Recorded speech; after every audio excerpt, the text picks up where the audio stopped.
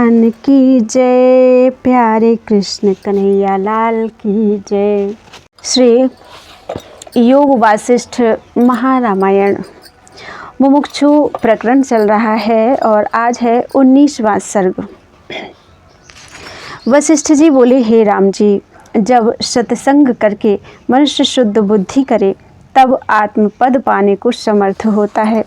प्रथम सत्संग यह है कि जिसकी चेष्टा शास्त्र के अनुसार हो उसका संग करे और उसके गुणों को हृदय में धरे। फिर महापुरुषों के सम और संतोषादि गुणों का आश्रय करे। सम संतोषादिक से ज्ञान उपजता है, जैसे मेघ से अन्न उपजता है, अन्न से जगत होता है और जगत से मेघ होता है, वैसे ही सम संतोष और समाधिक गुण और आत्मज्ञान परस्पर सहकारी होते हैं। समाधिक गुणों से ज्ञान उपजता है, आत्मज्ञान करने से समाधिक गुण स्थित होते हैं। जैसे बड़े ताल से मेघ और मेघ से ताल पुष्ट होता है, वैसे ही समाधिक गुणों से आत्मज्ञान होता है और आत्मज्ञान से समाधि गुण पुष्ट होते हैं। ऐसा विचार करके सम संतोषादिक गुणों का अभ्यास करो, तब शीघ्र ही आत्म तत्व को प्राप्त होगे। हे राम जी, ज्ञानवान पुरुष को समाधिक गुण स्वाभाविक प्राप्त होते हैं और जिज्ञासु को अभ्यास करने से प्राप्त होते हैं। जैसे धान्य की रक्षा जब स्त्री करती है और ऊंचे शब्द से पक्षियों को उड़ाती है तब फल को पाती है और उससे पुष्ट होती है, वैसे ही सम संतोषादिक के पालने से आत्म तत्व की प्राप्ति होती है। हे राम जी, इस मोक्ष उपाय शास्त्र को आदि से लेकर अंत पर्यंत विचारे तो भ्रांति निवृत्ति होके धर्म अर्थ काम मोक्ष सर्व पुरुषार्थ सिद्ध होते हैं। यह शास्त्र मोक्ष उपाय का परम कारण है। जो शुद्धि बुद्धिमान पुरुष इसको विचारेगा उसको शीघ्र ही आत्मपद की प्राप्ति होगी। इससे इस मोक्ष उपाय शास्त्र का भली प्रकार अभ्यास करो। इति श्री योग वासिष्ठे मुमुक्षु प्रकरणे आत्म प्राप्ति वर्णनाम 19तमः सर्गः समाप्तम। इदम मुमुक्षु प्रकरणम द्वितीयम। मुमुक्षु प्रकरण पूरा हो गया है। अब तृतीय प्रकरण है उत्पत्ति प्रकरण प्रारंभ। वशिष्ठ जी बोले, हे राम जी, ब्रह्म और ब्रह्मवेत्ता में त्वा इदम सह इत्यादि सर्व शब्द आत्मसत्ता के आश्रय स्फुरते हैं।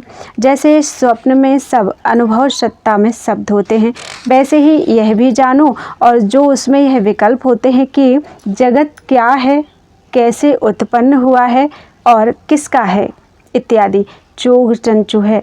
हे राम जी, यह सब जगत ब्रह्म रूप है। यहाँ स्वप्न का दृष्टांत विचार लेना चाहिए।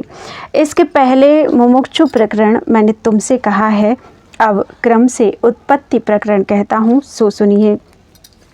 जो ज्ञान वस्तु स्वभाव है, हे राम जी, जो पदार्थ उपजता है वही बढ़ता घटता मोक्ष और नीच ऊंच होता है, और जो उपजता ना हो उसका बढ़ना घटना बंध मोक्ष और नीच ऊंच होना भी नहीं होता।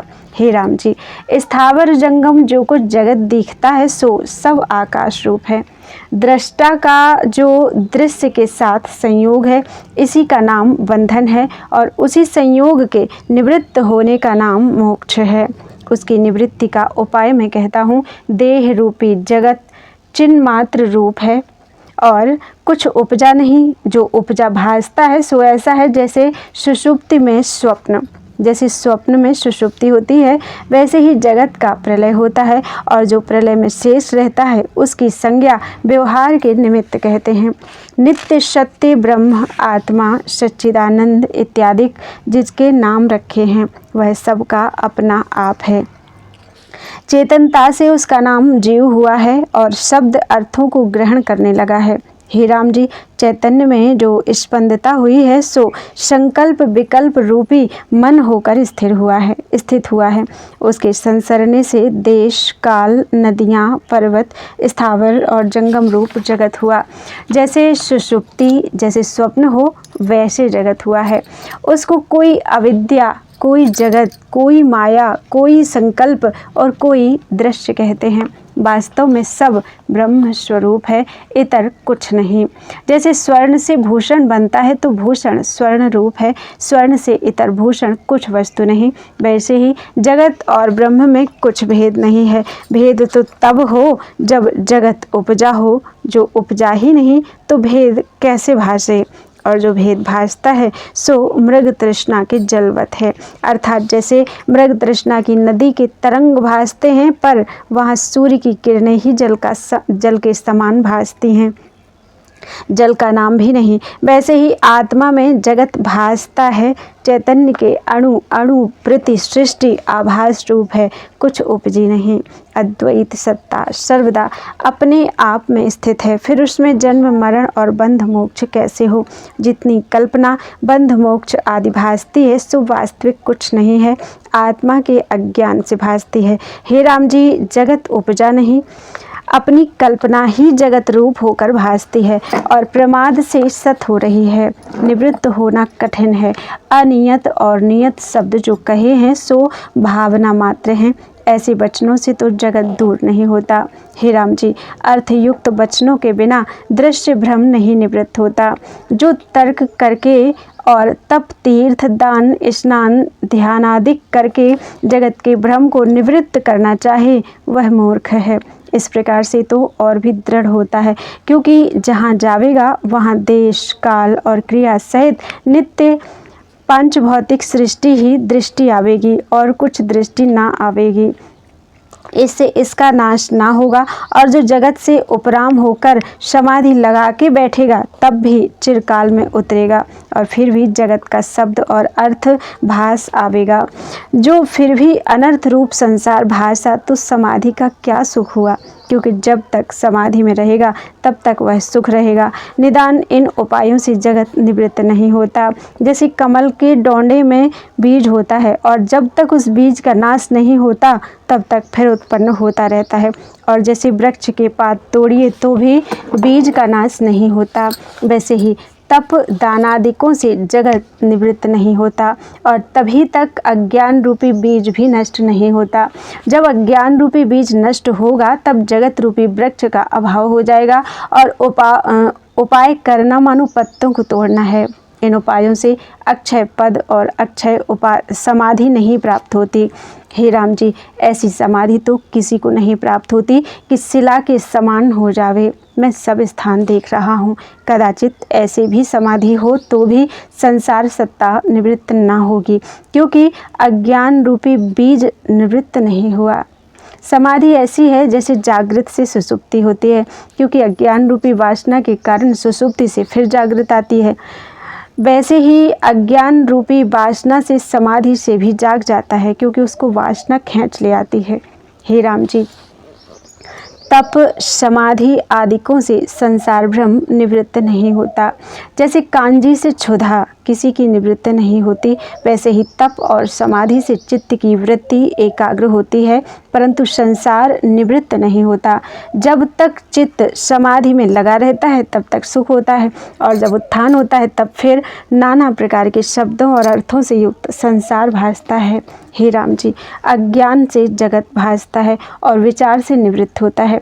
जैसे बालक को अपनी अज्ञानता से परछाई में वैताल की कल्पना होती है और ज्ञान से निवृत्त होती है, वैसे ही यह जगत अविचार से भासता है और विचार से निवृत्त होता है। हे राम जी, वास्तव में जगत उपजा नहीं, असत रूप है। जो स्वरूप से उपजा होता तो निवृत्त होता, पर यह तो विचार से निवृत्त होता है। इससे जाना जाता है कि कुछ नहीं बना। जो वस्तु सत्य होती है उसकी निवृत्ति नहीं होती, और जो असत है सो स्थिर नहीं रहती।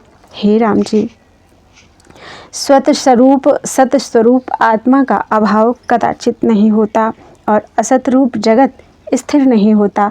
जगत आत्मा में आभास रूप है, आरंभ और परिणाम से कुछ उपजा नहीं। जहाँ चैतन्य नहीं होता वहाँ सृष्टि भी नहीं होती, क्योंकि सृष्टि आभास रूप है, आत्मा आदर्श रूप है, उसमें अनंत सृष्टियाँ प्रतिबिंबित होती हैं। आदर्श में प्रतिबिंब भी तब होता है जब दूसरा निकट होता है, पर आत्मा के निकट दूसरा और कोई प्रतिबिंब नहीं होता, क्योंकि आभास रूप है। एक ही आत्मसत्ता चैतन्यता से द्वैत की नाई होकर भासती है, पर कुछ बना नहीं। जैसे फूल में सुगंध होती है, तिलों में तिल होता है और अग्नि में उष्णता होती है, और जैसे मनोराज की सृष्टि होती है, वैसे ही आत्मा में जगत है। जैसे मनोराज से मनोराज की सृष्टि भिन्न नहीं होती, वैसे ही यह जगत आत्मा से भिन्न नहीं। बोलो वृंदावन बिहारी लाल की जय। इति श्री योग वासिष्ठे उत्पत्ति प्रकरणे बोध हेतु वर्णन नाम प्रथम सर्गः। वशिष्ठ जी बोले, हे राम जी, एक आकाशज आख्यान जो श्रवण का भूषण और बोध का कारण है, उसको सुनिए। आकाशज नाम एक ब्राह्मण शुद्ध चिदंश से उत्पन्न हुए। वह धर्मनिष्ठ, सदा आत्मा में स्थिर रहते थे, भले प्रकार प्रजा का पालन करते थे और चिरंजीवी थे। तब मृत्यु विचार करने लगी कि मैं अविनाशिनी हूँ और जो जीव उपजता है उनको मारती हूँ, परंतु इस ब्राह्मण को मैं नहीं मार सकती।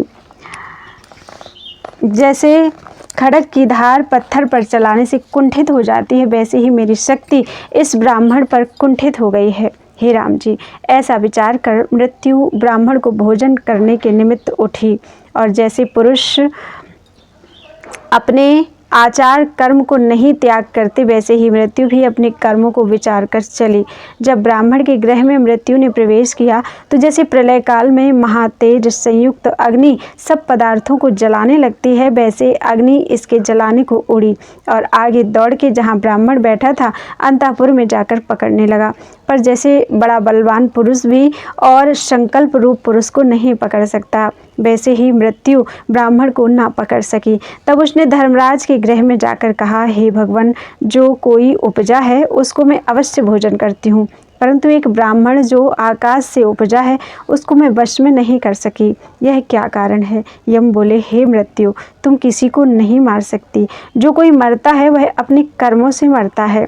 जो कोई कर्मों का करता है उसको उसके मारने को तुम भी समर्थ हो, पर जिसका कोई कर्म नहीं उसके मारने को तुम समर्थ नहीं हो। इससे तुम जाकर उस ब्राह्मण के कर्म खोजो। जब कर्म पावोगी तब उसके मारने को समर्थ होगी, अन्यथा समर्थ ना होगी। हे राम जी, जब इस प्रकार यम ने कहा, तब कर्म खोजने के निमित्त मृत्यु चली। कर्म वासना का नाम है। वहाँ जाकर ब्राह्मण के कर्मों को ढूंढने लगी और दसों दिशा में ताल, समुद्र, बगीचे और द्वीप से द्वीपांतर इत्यादि सब स्थान देखती फिरी, परंतु ब्राह्मण के कर्मों की प्रतिभा कहीं ना पाई। हे राम जी, मृत्यु बड़ी बलवंत है, परंतु उस ब्राह्मण के कर्मों को उसने ना पाया। तब फिर धर्मराज के पास गई, जो संपूर्ण संशयों को नाश करने वाले और ज्ञान स्वरूप है, और उनसे कहने लगी, हे संशयों के नाश करता, इस ब्राह्मण के कर्म मुझको कहीं नहीं दृष्टि आते। मैंने बहुत प्रकार से ढूंढा, जो शरीरधारी हैं सो सब कर्म संयुक्त हैं, पर इसका तो कर्म कोई भी नहीं है। इसका क्या कारण है? यम बोले, हे मृत्यु, इस ब्राह्मण की उत्पत्ति शुद्ध चिदाकाश से हुई है, जहाँ कोई कारण न था। जो कारण बिना भासता है सो ईश्वर रूप है। हे मृत्यु, शुद्ध आकाश से जो इसकी उत्पत्ति हुई है, तो यह भी वही रूप है। यह ब्राह्मण भी शुद्ध चिदाकाश रूप है और इसका चेतन ही बपू है। इसका कर्म कोई नहीं और ना कोई क्रिया है। अपने स्वरूप से आप ही इसका होना हुआ है, इस कारण इसका नाम स्वयंभू है और सदा अपने आप में स्थित है। इसको जगत कुछ नहीं भासता, सदा अद्वैत है। मृत्यु बोली, हे भगवान, जो यह आकाश स्वरूप है तो आकार रूप क्यों दृष्टि आता है? यम जी बोले, हे मृत्यु, यह सदा निराकार चैतन्य बपू है और इसके साथ आकार और अहम भाव भी नहीं है। इससे इसका नाश कैसे हो? यह तो अहम त्वम जानता ही नहीं और जगत का निश्चय भी इसको नहीं है। यह ब्राह्मण अचेत चिन्ह मात्र है। जिसके मन में पदार्थों का सद्भाव होता है उसका नाश भी होता है, और जिसको जगत भासता ही नहीं उसका नाश कैसे हो? हे मृत्यु, जो कोई बड़ा बलिष्ठ भी हो और सैकड़ों जंजीरें भी हो तो भी आकाश को बांध ना सकेगा, वैसे ही ब्राह्मण आकाश रूप है। इसका नाश कैसे हो? इसके नाश करने का उद्यम त्याग कर देहधारियों को जाकर मारो, यह तुमसे ना मरेगा। हे राम जी। यह सुनकर मृत्यु आश्चर्यचकित हो अपने गृह लौट आई। राम जी बोले, हे भगवान, यह तो हमारे बड़े पितामह ब्रह्मा की वार्ता तुमने कही है। वशिष्ठ जी बोले, हे राम जी, यह वार्ता तो मैंने ब्रह्मा की कही है, परंतु मृत्यु और यम के विवाह निमित्त यह कथा मैंने तुमको सुनाई है। विवाद निमित्त, परंतु मृत्यु और यम के विवाद निमित्त यह कथा मैंने तुमको सुनाई है। इस प्रकार जब बहुत काल व्यतीत होकर कल्प का अंत हुआ, तब मृत्यु सब भूतों को भोजन कर फिर ब्रह्मा को भोजन करने गई। जैसे किसी का काम हो और यदि एक बार सिद्ध ना हुआ तो वह उसे छोड़ नहीं देता, फिर उद्यम करता है, वैसे ही मृत्यु भी ब्रह्मा के सन्मुख गई। तब धर्मराज ने कहा, हे मृत्यु, यह ब्रह्मा है, यह आकाश रूप है और आकाश ही इसका शरीर है। आकाश के पकड़ने को तुम कैसे समर्थ होगी? यह तो पंचभूत शरीर से रहित है। जैसे संकल्प पुरुष होता है तो उसका आकाश वपु होता है, वैसे ही यह आकाश रूप आदि अंत मध्य और अहम त्वम के उल्लेख से रहित और अचेत चिन्ह मात्र है। इसके मारने को तू समर्थ ना होगी। यह जो इसका बपु भासता है सो ऐसा है जैसे शिल्पी के मन में स्तंभ की पुतली होती है पर वह कुछ हुई नहीं, वैसे ही स्वरूप से इतर इसका होना नहीं है। यह तो ब्रह्म स्वरूप है, हमारे तुम्हारे मन में इसकी प्रतिभा हुई है। यह तो निर्वपु है। जो पुरुष देहवंत होता है उसको ग्रहण करना सुगम होता है और बंध्या के पुत्र के ग्रहण में श्रम होता है, क्योंकि निर्वपु है, वैसे ही यह भी निर्वपु है। इसके मारने की कल्पना को त्याग देहधारियों को जाकर मारो। इति श्री योग वासिष्ठे उत्पत्ति प्रकरणे प्रथम सृष्टि वर्णन नाम द्वितीय सर्गः। बोलो वृंदावन बिहारी लाल की जय। त्वदीयं वस्तु गोविंद तुभ्यमेव समर्पये, तेन त्वदङ्घ्रि कमले रतिं मे यच्छ शाश्वतीम्।